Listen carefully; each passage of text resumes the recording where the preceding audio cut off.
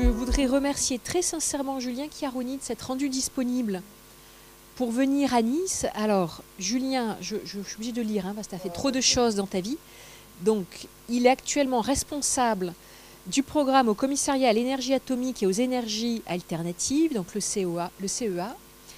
Et pour nous, tu étais l'homme idéal parce que dans une vie antérieure, mais encore relativement proche, tu étais le directeur du grand défi en intelligence artificielle au secrétariat général pour l'investissement. Ce qui veut dire que toi, tu as vu à peu près tout. Et donc, comment on construit une politique pour l'intelligence artificielle à l'échelle de l'État. Donc, merci beaucoup d'être là. Et la parole est à toi. Merci. Donc, pour ceux qui ne connaissent pas, bonjour à tous, merci beaucoup pour l'invitation. Alors, je vais essayer de vous parler d'IA. Alors, après, je reviendrai un peu sur mon parcours, mais je vais essayer de vous parler d'IA. Je vais essayer de mélanger un peu des sujets entre de la régulation, des normes, des standards, de la technologie. En fait, et je vais essayer de faire en sorte de croiser un peu tout ça et de montrer à quel point finalement tout est un peu interconnecté et finalement le dialogue entre l'ensemble des disciplines est quand même nécessaire pour arriver à l'objectif final qui était de faire de l'IA responsable. Et je vous présenterai un petit peu ça, de comment est-ce que nous on avait vu comment est-ce qu'on avait vu le sujet il y a 3-4 ans, peut-être 4 ans ou 5 ans, je ne sais plus, au secrétariat général pour l'investissement et quelles actions on avait mis en œuvre aussi, et puis finalement qu'est-ce qu'on en retire. Et juste pour revenir sur mon parcours, moi je viens du CEA, donc le CEA qui est un organisme qui travaille essentiellement sur le nucléaire, donc qui est très lié aux activités notamment nucléaires, défense et civile. Mais ce qu'il faut savoir, c'est qu'au CEA, il y a aussi toute une activité qui est plus tournée vers le numérique. Et donc j'ai fait quasiment toute ma carrière au CEA sur les sujets du numérique. Et on discutait tout à l'heure, je viens du semi-conducteur, donc vraiment de l'électronique qui est présente dans tous vos téléphones portables ou tous vos ordinateurs. Et après, progressivement, je suis remonté du matériel jusqu'aux aspects logiciels et puis pour m'intéresser au sujet d'intelligence artificielle. Voilà, donc je vais essayer peut-être de lister un peu les sujets que j'avais en question, parce que bon, je pense que c'est toujours intéressant. En fait, à partir du moment où on considère qu'il y a des risques avec une technologie, alors bon, même s'il y a risque avec une technologie, je discuterai tout à l'heure, il y a quand même pas mal de trucs à dire là-dessus. La question, c'est comment est-ce qu'après on manage ce risque et comment est-ce qu'on l'implémente directement dans des produits, des applications ou des services que vous allez tous utiliser au quotidien. Alors je regarde l'heure parce que sinon je vais peut-être dépasser mon temps. Ouais, ça va. Et déjà, il faut s'entendre par qu'est-ce qu'un risque. Aujourd'hui, il y a différents types de risques. Il y a le risque, tous mes slides sont en anglais, les risques plutôt qu'on va caractériser comme étant safety critical. C'est-à-dire, par exemple, moi, quand je vais prendre un avion, je tiens à ce que l'avion ne s'écrase pas. Et donc, j'ai des garanties de sûreté et de sécurité vis-à-vis du système, de manière à ce qu'il n'y ait pas d'atteinte aux biens aux personnes. Pour une entreprise, il n'y a pas que ce risque-là. Il y a un risque business et il y a un risque finalement qui est plutôt orienté sur l'image de la société. Et ça, c'est un élément important aussi.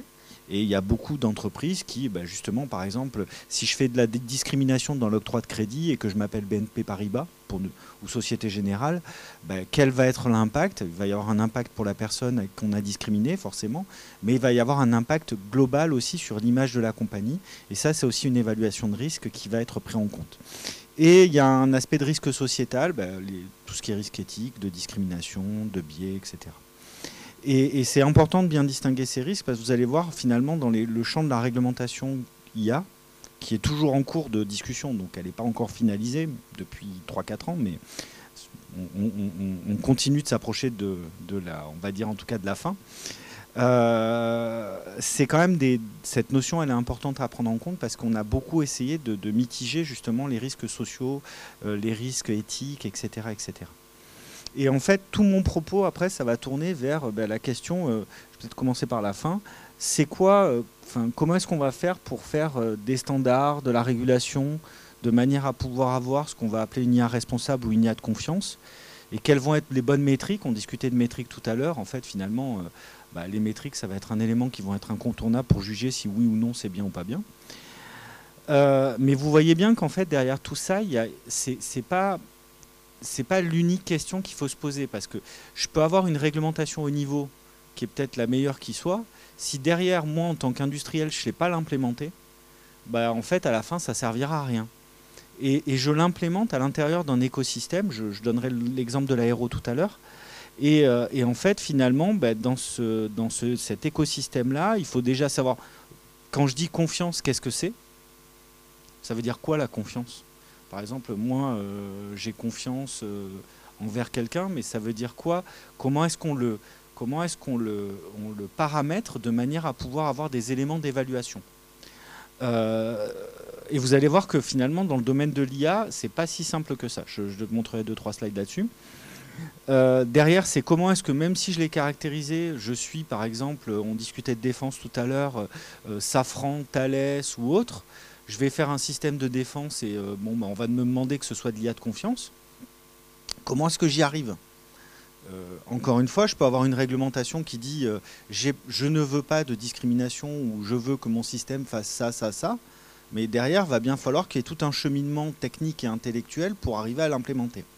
Et après, la dernière question, je donnerai un exemple aussi sur le véhicule autonome, comme ça parle à tout le monde, qui est plutôt orienté sur comment est-ce qu'on l'évalue. Et je reviendrai aussi, parce qu'on parle beaucoup d'IA, mais en fait, c'est plutôt la fonction qui compte. Mais bon, c'est pas grave. Donc, est-ce qu'on a besoin de confiance et d'IA responsable? Déjà, c'est la première question. Alors, sous l'angle éthique, responsable et tout le monde va me dire oui, c'est-à-dire quand à partir d'un moment donné, on a finalement le cas d'exemple classique avec Facebook et des fuites de données personnelles et privées. Forcément, ça donne des idées sur ce que fait la vie des gens, etc. Mais quand vous voyez, par exemple, qu'il y a des algorithmes qui peuvent prédire la grossesse d'une femme, enfin qu'une femme est enceinte alors qu'elle ne le savait pas encore par rapport aux éléments qu'elle avait achetés quand elle faisait les courses, ce qui est un cas d'exemple connu. Hein. Donc je vais pas le prendre sous cet angle-là, parce que je pense que sous cet angle-là, on est tous convaincus. Je vais le prendre plutôt sous l'angle industriel, pour vous montrer qu'eux aussi, ils en ont besoin. Alors... déjà, encore une fois, faut-il s'entendre sur c'est quoi une IA responsable? J'ai repris une définition d'Accenture. Et vous voyez bien que c'est tout un processus. C'est la pratique pour concevoir, développer et déployer une IA qui a des intentions qui sont bonnes et qui soient à la fois maîtrisées par les employés qui ont développé tout ça et qui, finalement, a un impact plutôt fair, on va dire, auprès des consommateurs. Et ça, vous voyez que quelque part, ça mélange deux paramètres, ça mélange, on va dire, un objectif, entre guillemets, je veux que ce soit fair à la fin, quoi. Un alignement de personnes, finalement, je veux que les gens du business et les gens qui vont développer l'IA, ils soient, entre guillemets, conscients de ce qu'ils font et qu'il y ait une notion d'empowerment. Et à la fois un processus, c'est-à-dire que il faut le concevoir, il faut le développer, il faut le déployer proprement, etc., etc. Et donc déjà, on mixe trois notions, c'est-à-dire que derrière l'IA responsable, ça veut dire que vous avez un objectif final d'un point de vue sociétal, vous avez finalement l'empowerment business de tous les gens qui développent, et technique, et vous avez tout un processus à mettre en œuvre.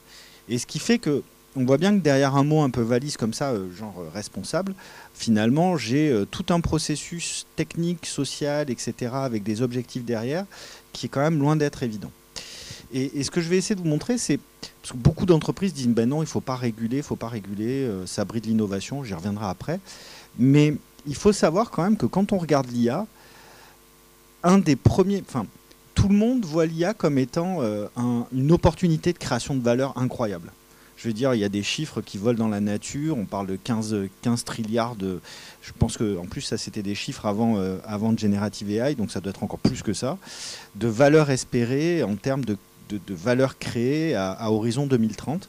Donc vous voyez bien, il y en a même qui se sont amusés à calculer les PIB en fonction de la capacité des pays à utiliser de l'IA. Donc, enfin, des trucs, on va dire, qui vont loin. En fait, la réalité, c'est qu'il y a à peu près 10 à 15% des preuves de concept qui passent à l'échelle au niveau industriel. Donc si finalement, vous avez beaucoup d'entreprises qui font de l'IA, qui font des preuves de concept, et c'est assez déceptif souvent, parce qu'ils n'arrivent jamais à l'industrialiser. Et vous allez voir que je vais en arriver à quoi? En fait, en grande partie, s'ils n'arrivent pas à industrialiser, c'est parce qu'ils n'arrivent pas à gérer les objectifs et le risque.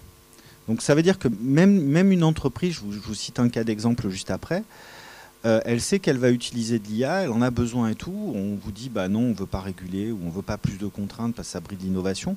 Mais en fait, dans les faits, d'un point de vue pratico-pratique, quand elle va devoir le déployer dans sa chaîne de production, par exemple, bah, la gestion du risque est un élément incontournable. Et aujourd'hui, ce qu'on se rend compte, c'est que tout le monde sait qu'il y a un risque, puisque 58% des gens disent que c'est un des principaux risques dans les 2 ans à venir, et quasiment personne ne sait gérer ce risque, puisqu'on déclaré, on nous dit qu'il y a 11% des organisations qui sont capables d'adresser le risque, enfin même c'était de le mesurer dans le cadre d'organisations qui font des déploiements d'IA.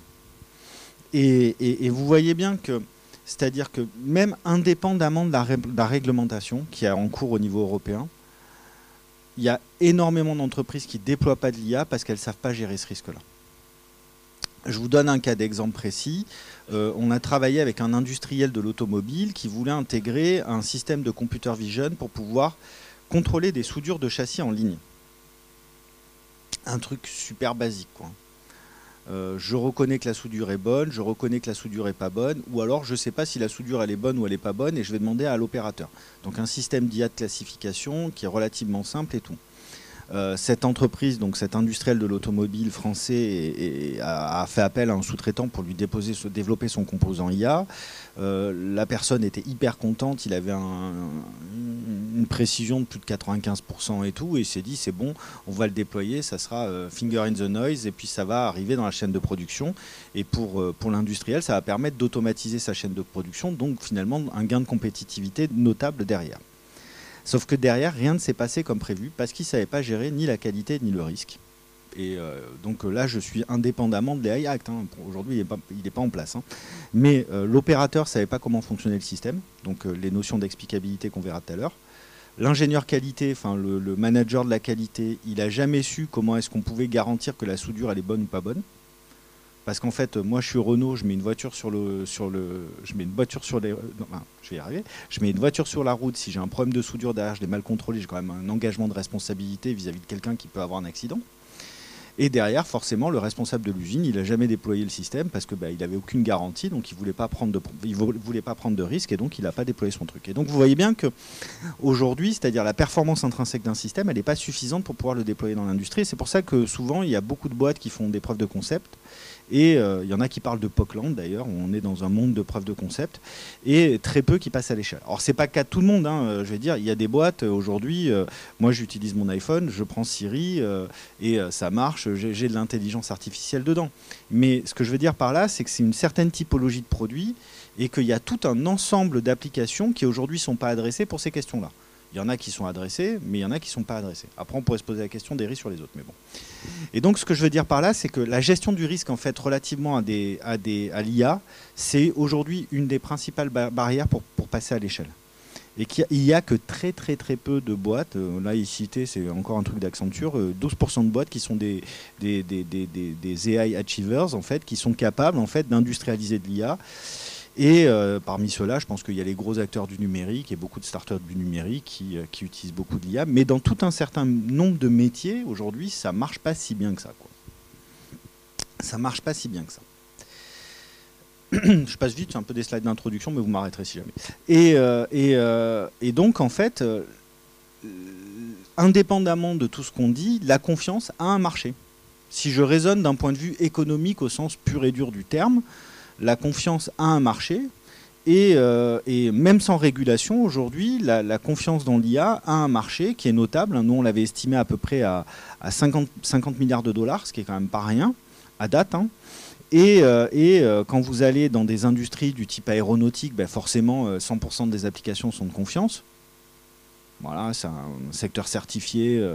Il n'y a aucun composant qui est mis dans l'avion si jamais il n'y a pas de problème. Ouais, le slide, il est un peu petit, hein, mais bon, c'est pas grave. Et derrière, vous voyez bien que même dans des secteurs comme l'automobile, l'énergie, la santé, bon là, la santé c'est évident, la finance et l'assurance par exemple, qui avaient énormément besoin de confiance et de conformité. En fait, finalement, la performance seule, c'est ça que je voulais vous dire, au niveau industriel, n'est pas suffisante pour pouvoir utiliser, en fait, pour pouvoir tirer bénéfice de tout le potentiel en termes d'application et économique de l'IA. Et derrière, donc, c'était aussi un moyen de vous faire passer le message, c'est-à-dire que même sans régulation, même sans réglementation aujourd'hui, en fait, les industriels de tout un ensemble de secteurs en avaient besoin. Et des actions en termes de création de standards et tout, j'en reparlerai derrière, étaient déjà en cours. Donc après, c'est vrai que l'aspect réglementaire qui a été mis en place par la Commission, elle permet de généraliser un certain nombre de choses, elle permet de poser un certain nombre de principes au niveau, on va dire, entre guillemets. Mais le besoin était là aussi du côté des acteurs. Donc quand ils vous disent oh bah non, mais faut pas réglementer parce que ça va brider l'innovation, ça peut être vrai comme ça peut ne pas être vrai. Parce qu'en fait, finalement, vous vous rendez bien compte que, bah, au contraire, c'est favorable à l'industrialisation de ces composants-là. Et donc, c'est pour ça que la réponse à la question sur réglementation-innovation, elle n'est jamais si simple que ça. Et elle n'est pas binaire, oui c'est vrai, non c'est pas vrai, et il faut regarder un peu plus dans les détails de manière à pouvoir se faire une idée vraiment un peu précise du sujet et pouvoir y répondre proprement. Alors, tac. Je l'ai rajouté tout à l'heure parce que comme on parlait de défense, je trouvais que c'était intéressant de le rappeler. Il y a eu un rapport défense qui est sorti, ça faisait écho un peu à la discussion tout à l'heure, donc je l'ai rajouté. C'est aussi le cas de la défense. Ça, c'est un rapport américain qui était sorti il y a quelques années sur les sujets d'intelligence artificielle. C'était on va dire entre guillemets la Commission nationale de défense, enfin je sais plus quoi, enfin sur l'intelligence artificielle, qui était à l'époque d'ailleurs présidée par Eric Schmidt, qui est celui qui a fait un investissement avec Xavier Niel il n'y a pas longtemps là sur Station F. Qui mentionnait finalement des priorités dans la compétition internationale au niveau de l'intelligence artificielle. Bon, en fait, il était un peu plus large que ça, puisqu'il faisait ressortir plutôt, on va dire, entre guillemets, 3 éléments techniques. Il y avait l'électronique, avec les architectures matérielles, le semi-conducteur. Et un des chapitres aussi portait sur la confiance dans les systèmes d'IA. Alors, ça va me permettre d'insister sur 2 points, c'est-à-dire que, en fait, je crois sur 1, 2, 3, 4, 5, 6, 7, 8, 9, 10...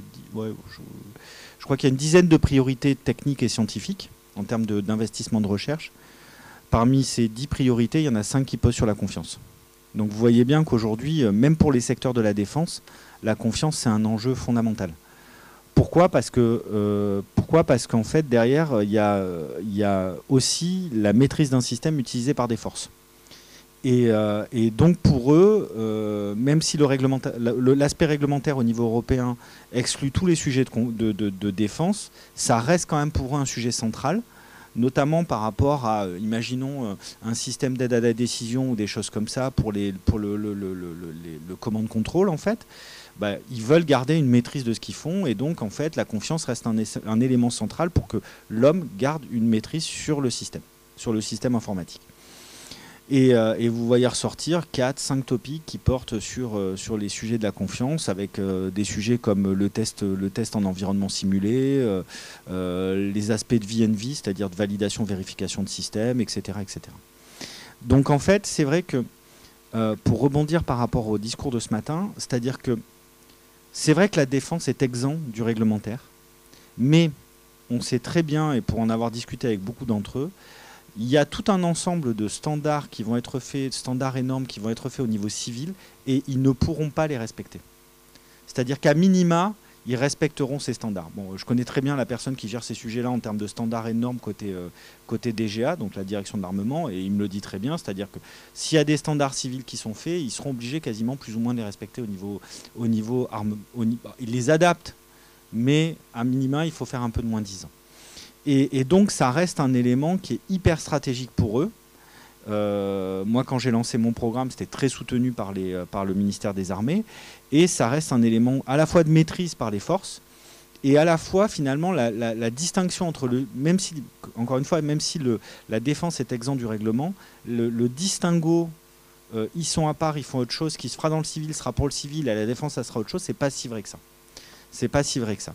Et le deuxième élément sur lequel je voudrais revenir par rapport à ça, sur ce slide, c'est, vous voyez bien le changement de wording là. C'est-à-dire que, et les mots sont importants, on ne parle plus d'IA, on parle de système d'IA. Et je vais y revenir après. Un système d'IA, c'est un système qui contient un composant dans lequel il y a de l'intelligence artificielle. il y a plein d'autres composants qui vont avec, hein. Donc l'IA n'est qu'un élément parmi le système, et ça, il faut bien comprendre et bien le mettre en place.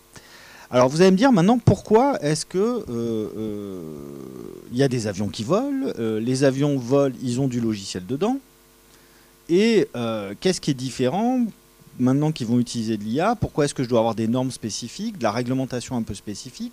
Qu'est-ce qui change par rapport au fait qu'aujourd'hui j'étais capable de mettre du logiciel dans un avion, qui est quand même un système critique par excellence, et qu'est-ce qui va changer avec l'intelligence artificielle? Et je vais en venir après aux aspects de règlement et de normes. Déjà, les approches de qualification de système, elles sont plus du tout les mêmes, et elles fonctionnent plus, elles coûtent trop cher. Donc ça veut dire que vous ne pouvez plus qualifier un système de la même manière. Donc, j'en reviens, mais j'essaie de faire toujours le pendant entre le technique et on va dire le standard et le réglementaire. Mais donc, vous voyez bien que par exemple, là, j'ai un cas de véhicule autonome. Aujourd'hui, quand je vais qualifier un véhicule pour le mettre sur la route, j'ai une homologation, c'est fait par l'UTAC à côté de Paris.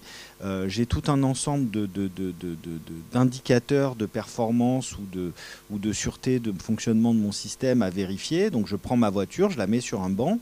L'UTAC sait très bien quels tests elle doit faire. Il y a des standards et des normes qui partagent sur les tests qui doivent être faits pour le véhicule. Et après, une fois que la voiture a passé ses tests, je peux la mettre sur la route.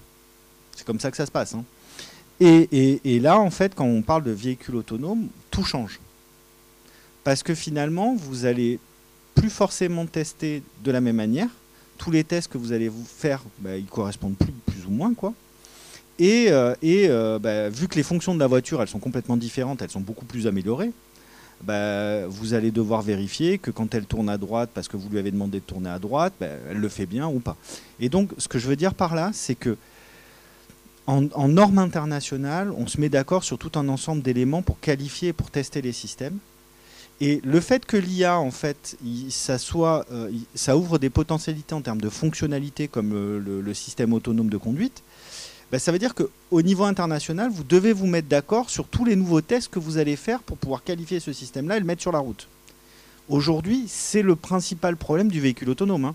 Si on savait faire un véhicule autonome avec un niveau de sûreté qui soit suffisant et qu'on soit capable de le qualifier, il serait sur les routes demain, hein. Aujourd'hui, ce n'est pas le cas. Soit peut-être qu'il l'est, mais on ne sait pas le démontrer, soit... Et là, c'est vachement intéressant parce que quelque part, on voit bien la différence de philosophie entre l'Europe et les États-Unis, par exemple.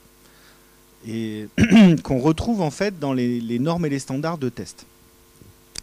Quand vous êtes, par exemple, vous testez un contrôle commande dans le domaine du nucléaire, en France, vous allez faire ce qu'on appelle de la validation par preuve formelle. Désolé, mais des fois, j'essaie de faire ces allers-retours entre la technique et le réglementaire ou les normes et les standards, mais c'est important de bien le comprendre, et c'est un peu ces passerelles-là que j'essaie de... C'est un peu ces passerelles-là dont j'essaie de montrer l'intérêt. En fait, la validation par preuve formelle, c'est juste la démonstration mathématique que en fait, votre algorithme de gestion votre logiciel de gestion du contrôle commande de la centrale nucléaire, il est sûr. Voilà. Donc nous, on a beaucoup travaillé sur ces sujets-là, par exemple au CEA. On a beaucoup travaillé sur de la validation par preuve formelle, donc par démonstration mathématique de la viabilité et de la sûreté du logiciel qui est implémenté par une centrale. Et donc, quand on est en France, vous allez avoir les autorités de sûreté. Et en fait, la demande des autorités de sûreté, elle est basée sur ce référentiel de test. Et donc, c'est celui-là que vous allez mettre en avant. Quand vous allez, par exemple, en Angleterre ou aux États-Unis, ce n'est pas du tout la même approche.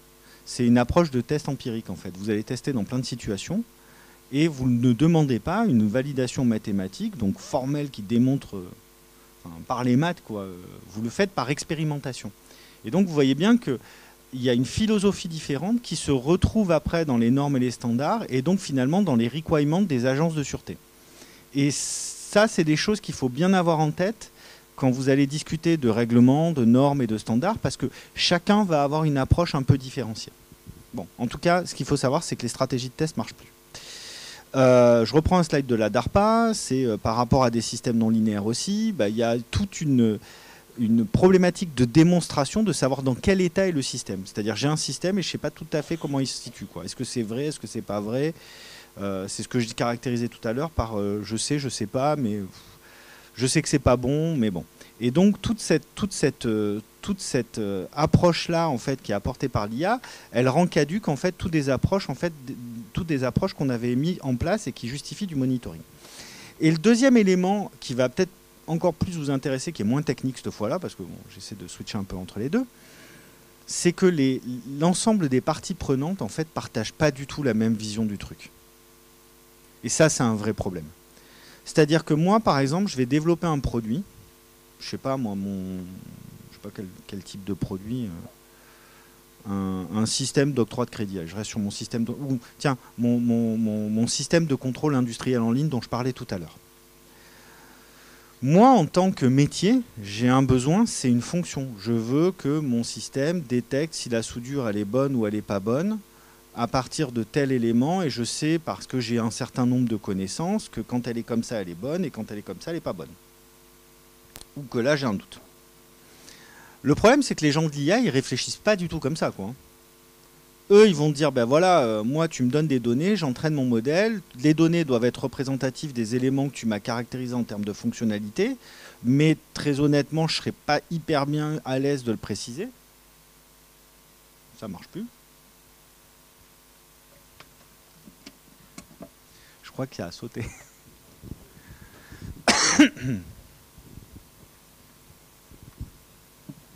Je vais juste attendre et me speeder un peu parce qu'il est déjà 28. Alors.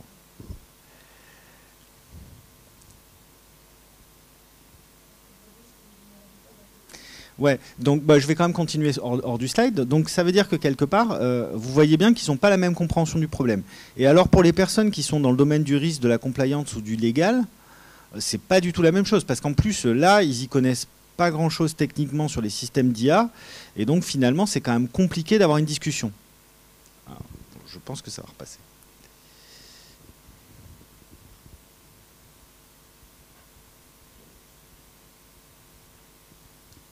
Vous me dites. Je vous laisse la place.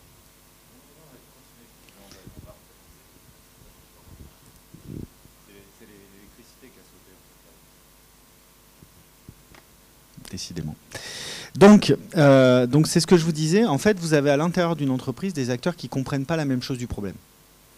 Et ça, c'est une difficulté.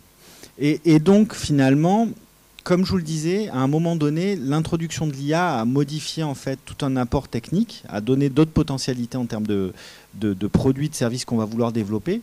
La grosse difficulté, c'est que derrière, il faut avoir une même compréhension et que tout un ensemble d'éléments qui étaient mis en œuvre auparavant ne fonctionnent plus et qu'il faut pouvoir en développer d'autres. Et ça, c'est un peu ce qu'on a essayé de faire. Alors, pourquoi est-ce que l'Europe a essayé de... J'ai essayé un peu de répondre à la question. Vous ne voyez pas le slide, mais c'est pas grave, il va revenir après. J'ai essayé un peu de répondre à la question innovation de rupture, innovation totale, etc. etc. En tout cas, je ne saurais pas vraiment répondre. De ce que je sais, c'est qu'en tout cas, l'IA est souvent caractérisée comme étant une technologie d'usage général.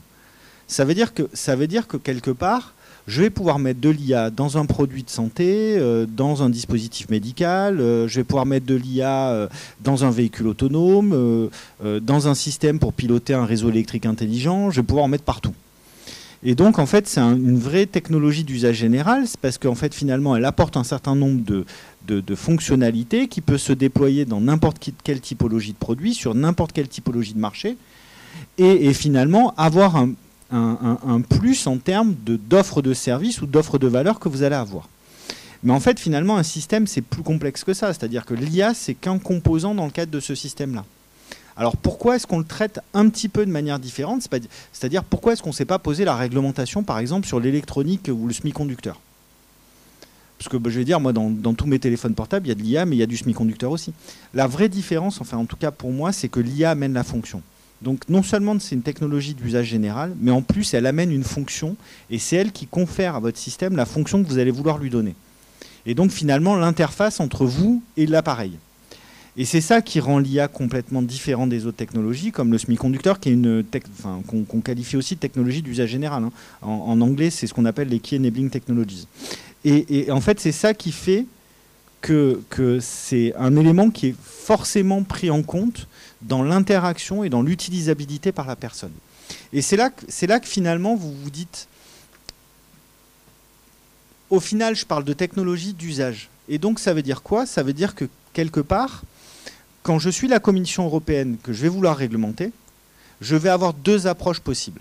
Soit une approche comme l'IA étant une technologie, soit je vais avoir une approche comme l'IA étant une fonction permettant un certain usage. Et donc, quand vous allez avoir votre approche un peu générale par les risques, vous allez vous dire, ben, moi, est-ce que je fais une réglementation sur les risques de la technologie IA ou est-ce que je fais une réglementation sur les risques d'usage de l'IA dans un produit et des services? Et derrière, c'est pas qu'un, on va dire entre guillemets, c'est pas qu'une discussion un peu sémantique. Derrière, ça impacte énormément de choses. Si vous avez une approche par les risques au niveau des usages, quelle que soit la technologie d'IA que vous allez utiliser, finalement, ça va être à peu près la même chose. Que j'utilise du deep learning, un modèle fondationnel ou je sais pas quoi, finalement, plus ou moins, les usages vont peut-être changer en fonction de la techno. J'ai l'impression que ça remarche. En tout cas, ça a fait quelque chose. En tout cas... Ouais. Oh, ça me sera décompté comme temps. Hein. Donc, ouais, Ah, là, ça a l'air de marcher. Donc, je continue. En fait, donc j'étais sur ce slide-là. En tout cas, ça a un impact sur la stratégie que vous allez adopter sur l'approche réglementaire. Et ce qu'il faut bien comprendre, c'est qu'au début, quand la Commission a commencé à discuter de cette réglementation, qui était une des priorités des 100 jours de von der Leyen, ce débat-là, il était sur la table. Et d'ailleurs, avec les modèles fondationnels, vous le retrouvez aujourd'hui. C'est-à-dire, ah bah, il y a une nouvelle techno qui arrive. Comment j'introduis cette techno? Est-ce que j'ai besoin de l'introduire ou pas? Et finalement, ce que vous cherchez au fin du fin, c'est à mettre en place non pas que la technologie soit de confiance, mais un écosystème de confiance. Et c'est dommage que vous ne voyez pas mon slide parce que c'était un peu expliqué, c'était plus facile, mais je vais peut-être essayer de faire comme ça. Ouais, top. C'est bon. Et en fait, comment est-ce que vous parvenez à un écosystème de confiance? C'est en ayant finalement une intersection entre du capacitaire, du réseau et une prise en compte du risque. Et vous voyez qu'il y a toujours une opposition qui se fait entre les différents acteurs. C'est-à-dire, finalement, l'IA, c'est très tiré par une loi de Moore, le capacitaire. Je ne sais pas si vous connaissez la loi de Moore, mais c'est la loi qui prédit, en fait, finalement, la croissance de puissance des technologies du semi-conducteur, enfin, de la microélectronique, et qui dit qu'à un moment donné, tous les 18 mois, on doit plus être à un semi-conducteur de taille, mais que ça doit être une taille encore plus petite pour être encore plus puissant et moins consommateur d'énergie. Vous avez quand même un effet de réseau qui est plutôt caractérisé par la loi de Metcalfe en physique, et finalement, vous avez cette tension avec les aspects plutôt loi, réglementation légale, qui va prendre en compte ce risque. Et en fait, finalement, vous avez une tension entre les trois. Et globalement, c'est quoi finalement l'écosystème de confiance? C'est quand vous arrivez à faire une intersection entre votre capacité technique, les effets de réseau qui vont être pris en compte et les risques que vous allez vouloir gérer. Pourquoi les effets de réseau sont si importants? C'est parce qu'il ne faut jamais oublier que toutes ces technologies du numérique, même si c'est plus ou moins vrai, ça l'est un peu moins maintenant, c'est quand même des technologies à quand même coût marginal zéro. Ça veut dire que j'adresse, par exemple, je fais un réseau social, que j'adresse 100 personnes ou 1 million de personnes, modulo les capacités de calcul, et récemment, c'est un paramètre qui est rentré en compte plus fortement, mais globalement, dans l'usage, c'est pareil. Donc vous avez forcément à prendre en compte cet effet de réseau. Quand la Commission elle a mis en place son règlement européen, elle a dit, ben voilà, j'ai une pyramide des risques, enfin tout le monde a déjà vu ce machin là, et une pyramide des risques, les risques inacceptables, les risques et tout. Elle a vraiment choisi une stratégie par l'usage. Donc quels sont les applicatifs dont je veux et dont je ne veux pas. C'était pas du tout technologique. Si je me place en termes d'industriel, comment est-ce que je vais réfléchir à ça et comment je vais m'adapter à ça? Parce que encore une fois, vous pouvez avoir une réglementation avec des principes très haut niveau. Je ne veux pas de discrimination. On sera tous d'accord. Hein.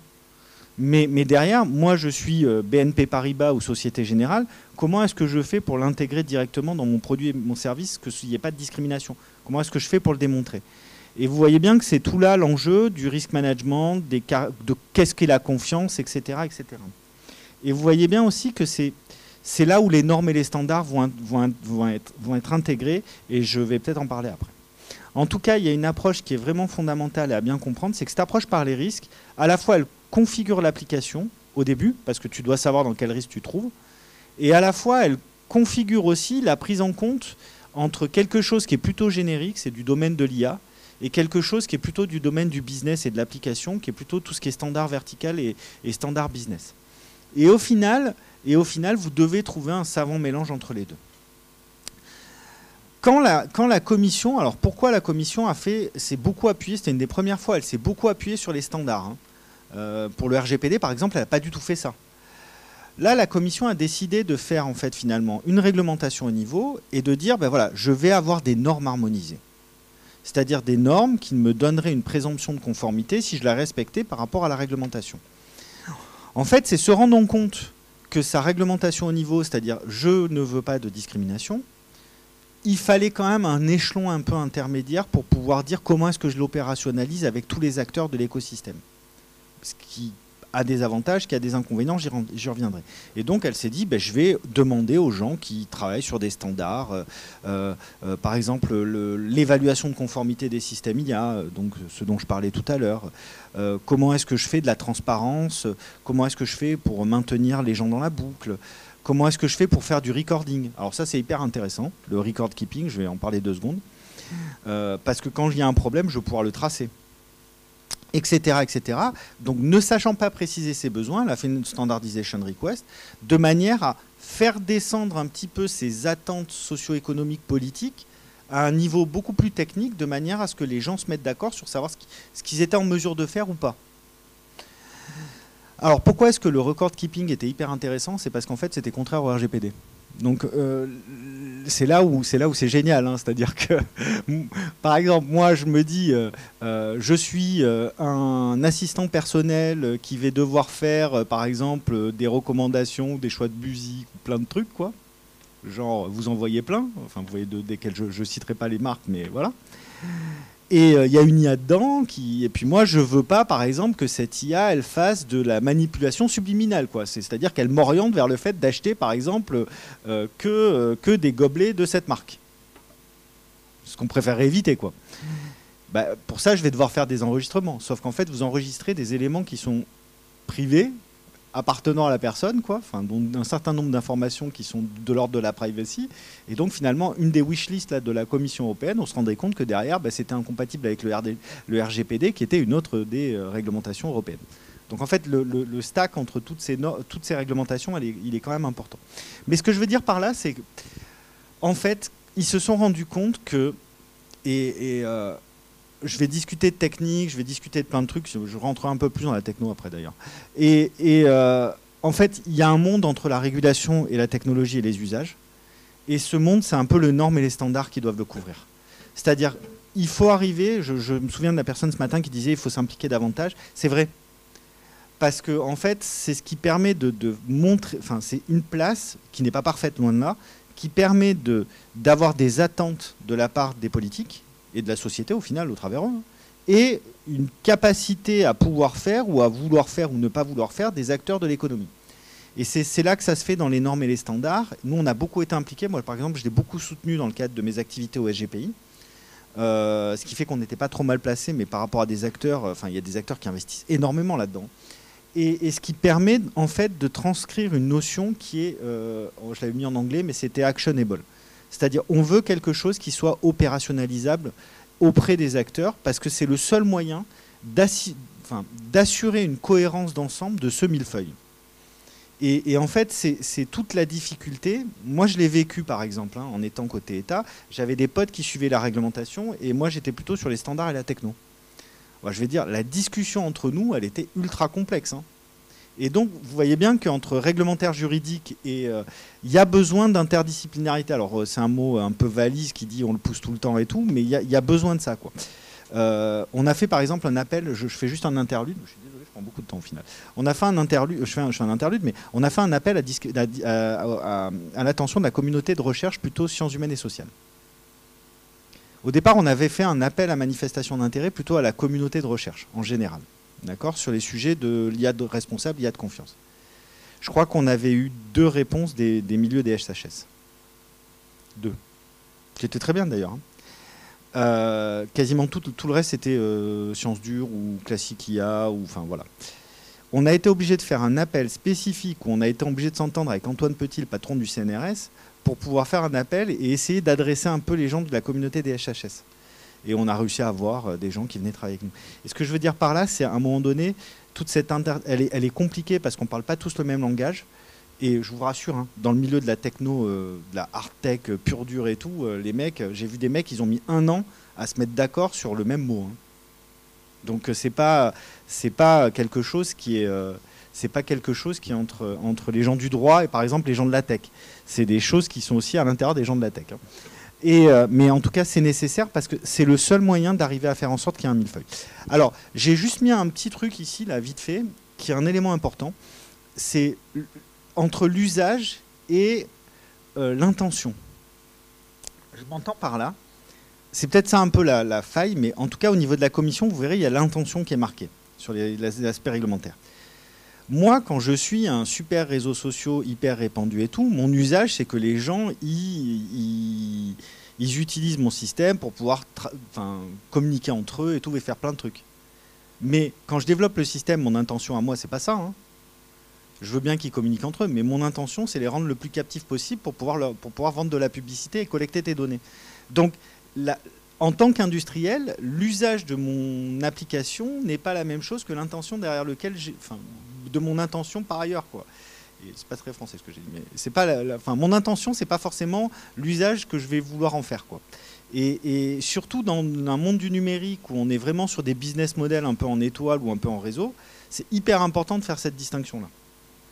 Alors, qu'est-ce que la confiance? Parce que c'est vrai qu'on parle de confiance, de responsable et tout, mais en fait, pour l'instant, je n'ai jamais défini. J'ai vu des groupes de travail au CNCNELEC, c'est-à-dire aux normes et aux standards, aux normes européennes, où les gens, ils ont passé 1 an à se dire, mais qu'est-ce que la confiance? Qu'est-ce que la confiance? Putain, c'est hyper compliqué. En fait, même moi, ça fait longtemps que je travaille dessus, je serais incapable de le définir. Hein. Enfin, ou une définition un peu approchée, indirecte, c'est-à-dire que en fait, la confiance, c'est le respect de caractéristiques. Ce qui compte, ce n'est pas la confiance d'un système en lui-même. C'est le fait qu'il respecte un certain nombre de caractéristiques qui font partie de la confiance. Par exemple, la privacy, la fairness, la robustesse, le fait qu'il soit human-centric et tout. Après, je donnerai une architecture. Et que derrière, je dispose de méthodes, de métriques, que je sache si c'est un auditeur externe qui le contrôle ou moi qui le contrôle, par rapport à des standards et tout. C'est tout ça la confiance. Donc c'est tout un écosystème et c'est tout un ensemble de propriétés que mon système va devoir respecter. Et c'est hyper important de le comprendre parce que, et d'ailleurs, une des activités de normes et de standards, c'est la définition des caractéristiques de la confiance. C'est le premier truc qu'ils ont commencé à faire dans les normes et les standards quand la réglementation est arrivée, c'est quoi la confiance, c'est quoi la terminologie de la confiance. Et ça a pris des plombes. Hein. Ce qui se comprend bien s'exprime bien. Donc, d'une autre manière, parce que là j'ai mis genre 2-3 trucs de la confiance là, j'en ai mis quelques-unes, mais en fait quand on regarde bien, on avait bossé sur un projet de recherche là-dessus. La confiance, c'est quoi? C'est pas seulement la privacy et le GDPR, hein, ce qui est important, c'est de la qualité des données, de la robustesse, de la fairness, de la traçabilité. En fait, finalement, c'est tous les éléments que vous avez là. En fait, il y a des caractéristiques qui sont plus éthiques, il y a des caractéristiques qui sont plus techniques, il y a des caractéristiques qui sont plus d'interaction, il y a des caractéristiques... Mais en fait, à la fin, on arrive à beaucoup de caractéristiques. Par exemple, il y a une caractéristique que tout le monde met en avant dans l'IA, c'est l'explicabilité. Bah alors, je peux vous dire que quand vous regardez dans les détails, l'explicabilité, il y en a 50. Hein. Ah, il faut que votre système soit explicable. Ah bon? Mais pour qui? Pourquoi? Explicable pour le développeur pour qu'il comprenne qu'est-ce qu'il va faire. Dans mon cas d'usage sur le contrôle industriel en ligne, explicable pour l'opérateur qui est sur la chaîne de production. C'est pas du tout la même chose. Hein. Et techniquement, vous n'allez pas regarder la même chose non plus. C'est pareil, éthique. Il faut qu'il soit éthique. Ouais, mais ça veut dire quoi? Ça veut dire quoi en fait? Et donc vous êtes obligé de passer par des caractéristiques de manière à pouvoir préciser un peu les choses. Et donc c'est justement là où toute l'articulation entre le juridique réglementaire, le norme et le standard, le technique est important. Et où les allers-retours sont essentiels. C'est-à-dire si les gens ne se comprennent pas, ça avance pas. Si par exemple vous me dites tous les systèmes d'IA, pour qu'ils soient robustes, il faut qu'ils soient validés par preuve formelle, je vous dirais ok, on n'en fait plus un, on se revoit dans 100 ans. Quoi. Et on ne fait plus d'IA. Donc vous voyez bien que derrière, entre votre volonté en termes de normes, de standards ou de réglementation, elle se confond au mur de la réalité aussi. Donc il y a besoin d'avoir un dialogue entre les gens. En tout cas, derrière, donc forcément, on s'est posé la question, donc c'est ce que je vous disais, donc on s'est posé la question déjà de standardiser des technologies et tout. Et ça, c'est un peu un travail qu'on avait fait. Et derrière, après, vous vous retrouvez dans le monde de la normalisation des standards, quoi. Et là, c'est compliqué. C'est compliqué, pourquoi? Parce qu'il y a plein d'instances, il y a plein de projets. Il y a, nous, on avait fait, enfin, nous, on est plutôt à gauche, là. C'est un peu les gens avec qui on travaillait. Donc, vous avez l'AFNOR en France, vous avez le DIN et le DFKE en Allemagne. Non, c'est pas le DFKE, c'est le DKE, pardon, en Allemagne. Tout ça s'est retrouvé dans le CNCNELEC au niveau européen, mais vous avez aussi au niveau international l'ISO. Ce que je veux vous dire par là, c'est que c'est un peu comme les métriques dont on parlait tout à l'heure. Il y a une vraie lutte d'influence sur comment est-ce que sont faits ces métriques-là et quelle méthodologie on va mettre en place. Et en plus, il y a des trucs qui sont génériques, il y a des trucs qui sont applicatifs. Mais ce qui compte, c'est tout le lobbying que vous allez faire là-bas. Et je peux vous dire que entre ce que vous allez voir d'un point de vue réglementaire, ce qui va se retrouver dans les normes, si dans les normes, il n'y a que des gros acteurs GAFAM américains qui font un lobbying de malade, bah, ça va dénaturer plus ou moins le truc. Bon, ils préfèrent aussi torpiller la réglementation, mais enfin, ou l'adapter, quoi. Mais bon, voilà, quoi. Ils seront hyper présents dans les champs des normes et des standards, parce que donc il faut être présent. Là où on a une grande difficulté, c'est que, bah, par exemple, si je vais dans le secteur de l'aéronautique, Airbus, forcément, il va être dans ses tracks. Hein. Il va être Eurocae, ASA, les instances de standardisation de l'aéro. Mais sur les sujets IA, c'est pas son domaine cœur, quoi. Et vous voyez qu'en fait, la difficulté, c'est d'avoir en fait finalement des acteurs qui soient représentatifs de ce domaine-là, sachant qu'il est transverse.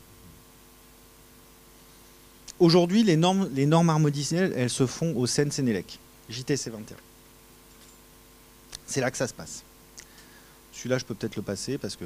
Alors, et j'en profite, on avait fait un truc nous aussi avec l'école de guerre économique sur l'intelligence artificielle et les normes comme outils d'influence. Je pense que c'est intéressant à regarder. Je vous ai mis notre papier qu'on avait fait sur l'IA de confiance aussi, qui est intéressant si vous voulez en savoir plus. Mais je me speed un peu parce que je vois que je passe déjà mon temps. Donc.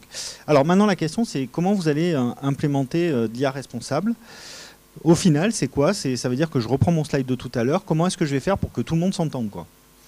C'est-à-dire, je partage les mêmes objectifs d'un point de vue business, j'ai à peu près la même gouvernance, je sais gérer les data et la qualité, je sais gérer le risque et tout le monde est content parce que tout le monde travaille avec tout le monde et tout le monde se comprend. Et je sais le faire techniquement. Je ne sais pas pourquoi j'ai un slide qui fait ça. Ça merde, mais c'est pas grave. Je le passe parce que ça se traduit. Ouais, mais. Ah, bon, je cherche un slide que je n'ai pas, mais c'est pas grave. Je le passe, celui-là il est trop compliqué. Alors, nous, ce qu'on avait fait quand on avait lancé ça côté État, on avait 3 priorités, qui sont à peu près celles que j'ai mentionnées.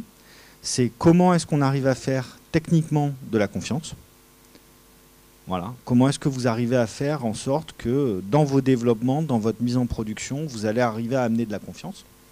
Comment est-ce que vous évaluez tout ça quand vous êtes un système? Je vous donnerai le cas du véhicule autonome. Et derrière, on avait beaucoup investi sur les normes et les standards. Puisque le domaine réglementaire était plutôt de l'ordre de la DGE, de la Direction Générale de l'Entreprise. J'ai tous mes slides qui passent pas, mais c'est pas grave. Je vais voir un truc. Excusez-moi, je regarde juste pourquoi ça marche pas. Bon, je le prends là. Oh. Je prends celui-là, c'est pas grave. Ça marche là ou pas? Ouais, voilà. Donc ouais, c'est ce que je vous disais. On avait fait. Donc moi, je m'occupais d'un programme côté investissement. C'était en fait finalement comment est-ce que l'État fait de l'investissement public pour compte de l'État, de manière à pouvoir favoriser des développements dans l'écosystème auprès des acteurs de la recherche et de l'industrie. Donc on avait un budget. Hein. Aujourd'hui, par exemple, c'est France 2030. On a à peu près 54 milliards, donc ce qui représente beaucoup d'argent. Mais vous voyez bien qu'il y a beaucoup de sujets, quoi. Donc sur l'IA, il y en avait moins. Mais on avait 3 actions principales. C'était tout ce qui était plutôt technologie. Donc forcément, on était sur les aspects techniques. Les aspects de conformity assessment. Là, on était plutôt orienté sur des sujets de véhicules autonomes ou autres, ou des choses comme ça. Mais notamment très en lien avec les standards côté ONU qui sont faits là-bas. Donc toujours avec une vraie approche réglementaire et normes et standards. Et derrière, vraiment un gros pilier sur les normes et les standards en essayant de structurer l'écosystème, notamment au service des plus petits acteurs. Parce que bon... Je passe. Et donc, on avait lancé un gros programme, et j'ai aucun de mes slides qui marche, mais c'est pas grave. On avait lancé un gros programme, bon, je vais passer comme ça. On avait lancé un gros programme qui s'appelle Confiance AI, qui est un gros programme d'investissement qui était public-privé, dans lequel on avait des acteurs aussi dans le domaine du juridique, dans le domaine de l'éthique, dans le domaine des gens divers et variés sur plein de domaines, en fait. Et c'est là où je vous disais tout à l'heure, même dans les secteurs de la technique, les gens ne savent pas parler entre eux, quoi, hein. On avait des gens qui travaillaient sur, par exemple, la safety des systèmes, et des gens qui bossaient qui étaient ingénieurs IA, enfin chercheurs IA. Les mecs, ils ont mis 1 an à comprendre des fois comment se parler, quoi. C'est-à-dire, qu'est-ce que j'entends derrière cas d'usage. Pour moi, c'est pas la même chose que pour toi, etc., etc. Donc il y a vraiment besoin d'avoir un décloisonnement. Et là, en fait, finalement, on arrive à peu près aux 3-4 ans du programme. Tout à l'heure, on m'a posé la question de qu'est-ce qu'on en avait sorti. En tout cas, techniquement et d'un point de vue technique et méthodologique, on a quand même beaucoup avancé sur les sujets de méthodologie pour des processus, sur des sujets d'outils techniques pour caractériser des propriétés, sur comment est-ce qu'on le faisait dans le cadre du processus de développement, etc. C'est pareil, c'est-à-dire que la qualité, c'est pas que la qualité de l'IA, c'est la qualité des données qui vont être utilisées pour entraîner l'IA. C'est la qualité du dataset qui va être utilisé pour pouvoir valider votre composant d'IA, qui n'est pas forcément la même que les données de validation que vous allez faire au niveau métier. Donc vous voyez bien que c'est tout un processus complexe que vous allez mettre en place. Je ne vous le montrerai pas parce que sinon on va y passer des jours. Et que vous allez mettre en place et quels points de contrôle vous allez faire ou quels éléments techniques vous allez faire à chaque étape. Et donc on a beaucoup avancé sur ces éléments-là. Mais très honnêtement, c'est des sujets qui sont hyper compliqués. Il reste beaucoup à faire. Donc on a fait une partie du chemin. Mais voilà, mais le reste est encore à faire et il reste encore beaucoup à faire. Si demain on veut mettre par exemple de l'IA pour faire un système d'assistance au pilote dans l'avion, il reste 5 à 10 ans de développement, quoi. Et c'est juste pour rappeler à un moment donné, le temps de la recherche, le temps de la technique, c'est quand même des cycles de 8-10 ans, 8-12 ans, sauf si on parle du quantique. Ça sera peut-être un peu plus. Donc voilà, on a beaucoup avancé, mais on n'est pas arrivé au bout, quoi.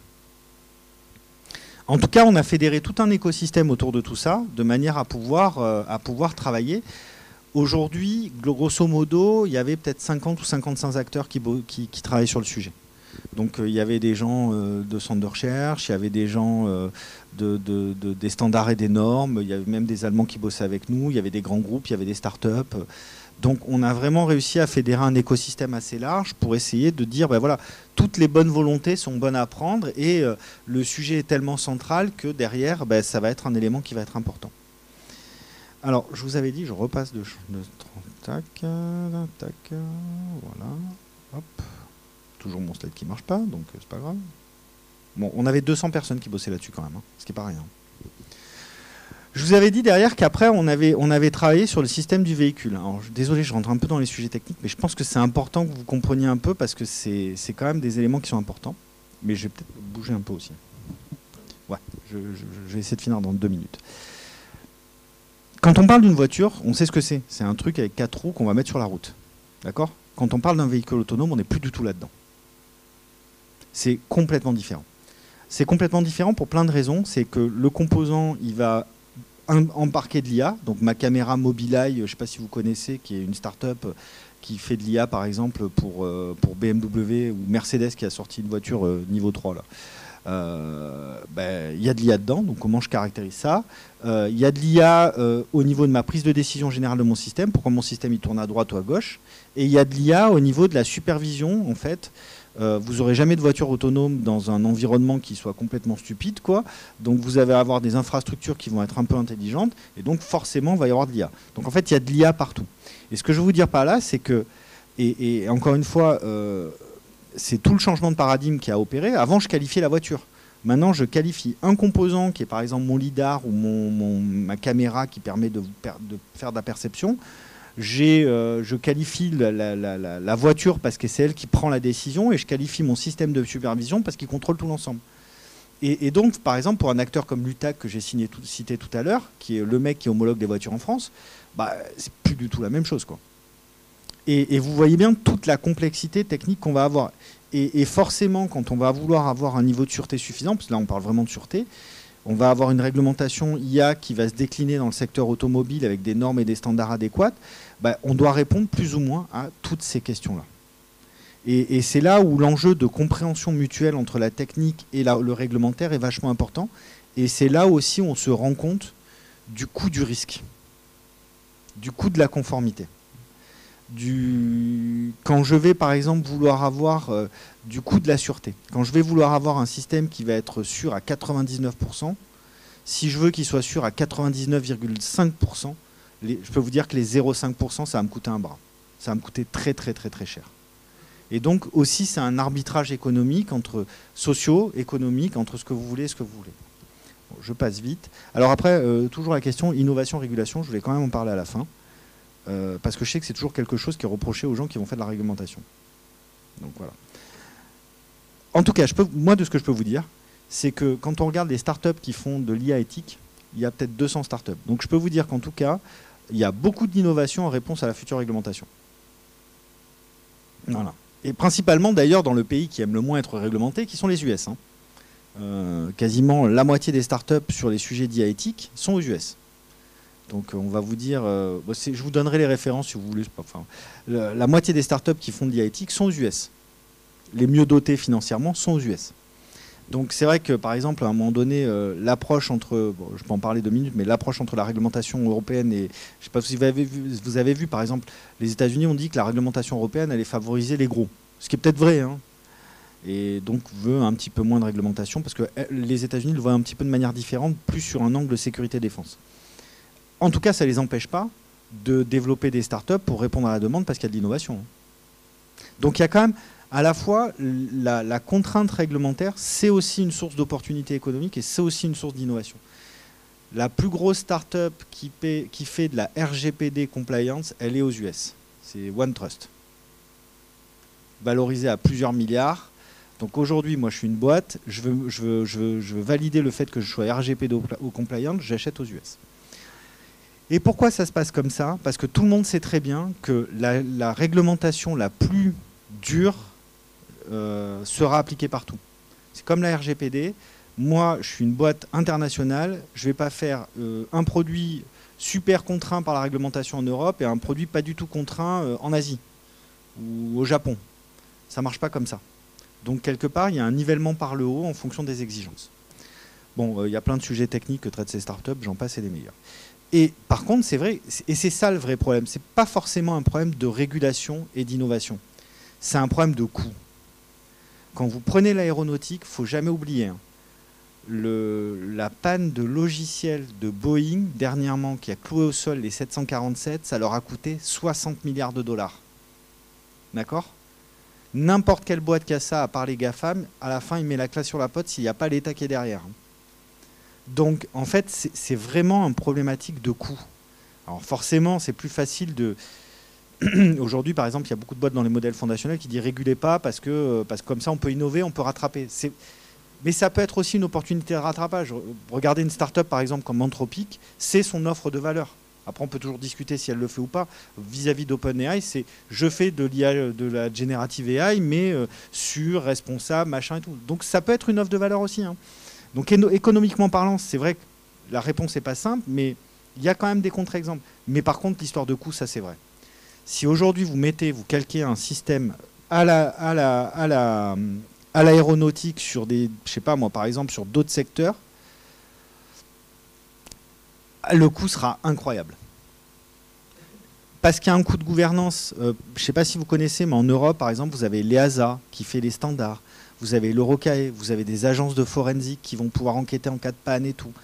Vous avez des partenariats entre la zone Europe et la FAA qui est côté américain. Donc vous voyez bien qu'il y a un coût technique et organisationnel qui est mis en œuvre de manière à assurer cette gestion du risque.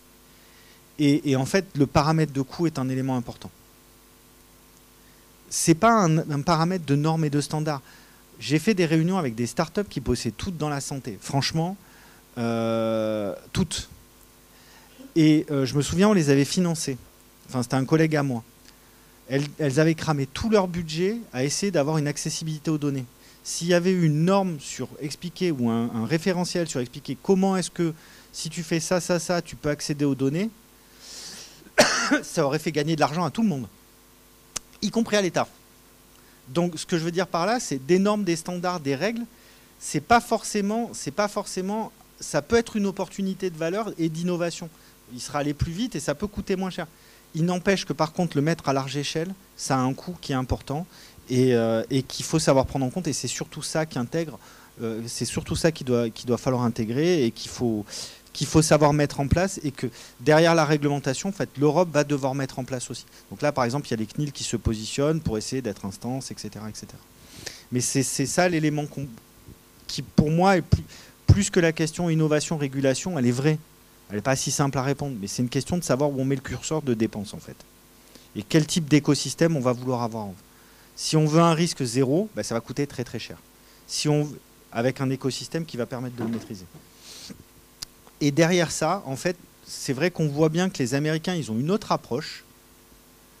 Et ils ont une autre approche qui est, mais qui est basée sur le risque aussi. Hein. C'est-à-dire, nous, on est très open source en Europe. C'est-à-dire, on met à disposition des modèles pour les utiliser et tout. Aux États-Unis, maintenant, notamment sur les modèles fondationnels, ils veulent pas d'open source. Parce qu'ils ne veulent pas de diffusion de ces technologies et d'utilisation un peu intempestive par tout le monde. Ils préfèrent le maîtriser comme ça. Mais ce que je veux dire, et ça veut dire que tu déclares qui utilise tes modèles, etc., etc. Quoi qu'on fasse comme choix stratégique, ça a un coût. Et c'est juste un arbitrage entre de la politique publique, des priorités, et le coût que vous allez vouloir y mettre. Voilà. Et derrière, il ne faut pas oublier qu'aux États-Unis, c'est le NIST qui s'occupe de tous ces sujets-là et qui est hyper financé pour faire ça. Voilà, bah, j'en ai fini avec ma présentation pour laquelle j'ai mis 20 minutes de plus, mais j'espère que ce ne sera pas grave. J'espère que ça vous a intéressé. Et puis si vous avez des questions, je serai super content d'y répondre. Merci.